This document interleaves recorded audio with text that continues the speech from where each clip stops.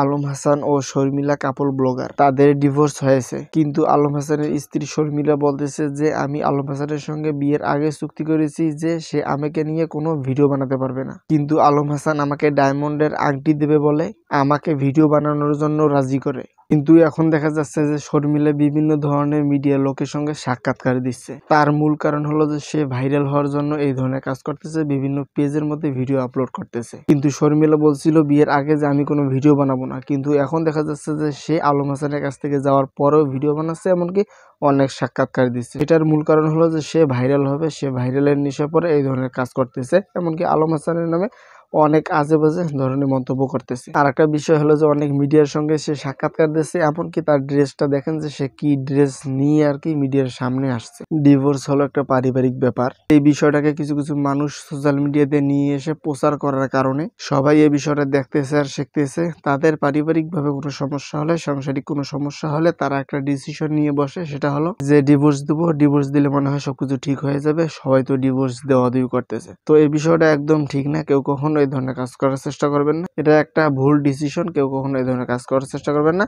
আর এই বিষয়ে বলার কিছু হলে অবশ্যই কমেন্ট করে জানাতে পারেন। আর পেজ নতুন হলে অবশ্যই আমাদের পেজটি ফলো দিয়ে বসে থাকবেন আর ভিডিওটি শেয়ার করে দেবেন। দেখা হবে নতুন কোনো ভিডিওতে। আল্লাহ হাফেজ।